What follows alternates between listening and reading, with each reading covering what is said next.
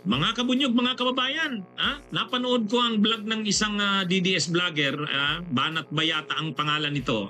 Ang title ng vlog niya, Torre, tatakbong presidente.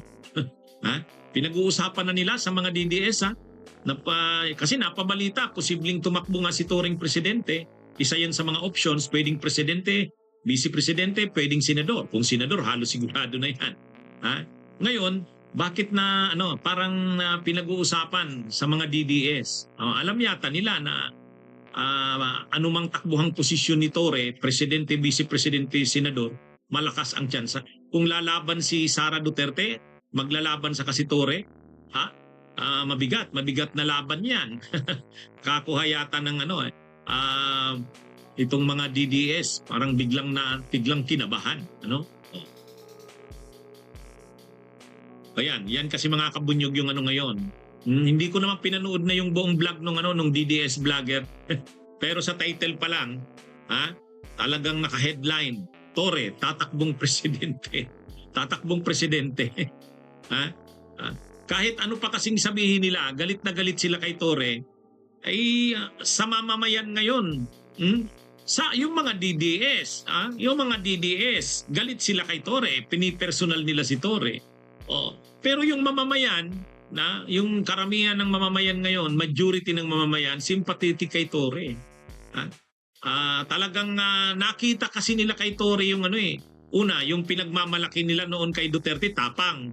'Di ba? Yun yung pinagmamalaki nilang positive o kalakasan, strength ni Duterte. Matapang, walang sinasanto. Kaya lang yung walang sinasanto ni Duterte pagdating sa mga di umano'y involved sa drugs, pero mga karaniwang mga maliliit na tao, mga mahihirap. Yun ang kaya ni Duterte. Pero pag mga mayayaman na, makapangyarihan na, wala. Hindi. Ang mga napatay sa war on drugs si Duterte, mga mahihirap at karaniwang tao. Kaya yung tapang niya nagamit sa mga mahihirap. Pero si Torre, walang question yung tapang. At yung tapang ni Torre, ginagamit niya kahit sa mga makapangyarihan.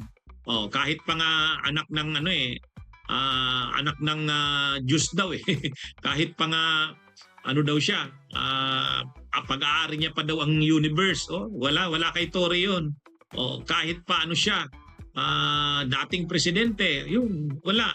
Basta kay Torre, ano pa man ang kaya kanyang panagutin basta't may nalabag ka sa batas. Yun ang matindi. Kaya kung tapang, mas matapang si Torre, at yung katapangan ni Torre ginagamit niya para sa bayan. Ginagamit niya laban sa mga makapangyarihan. Kahit pa makapangyarihan ka, maimpluwensya ka, gagamitan ka ni Torre ng tapang. Ayan yun. Kaya medyo parang kung halimbawa pinagmamalaki rin nila na si Sara Duterte daw Sara Duterte ay matapang, namana daw yung ama, ay mas malayo ang tapang ni Torre kaysa kay Sara Duterte. Kaya kung nila, parang ang mga DDS, ang mga DDS, wala sa kanilang kung ang kalaban si Martin Romualdez, kung gagawing ipambato ni Marcos. Pero para sa kanila walang katsansa yan.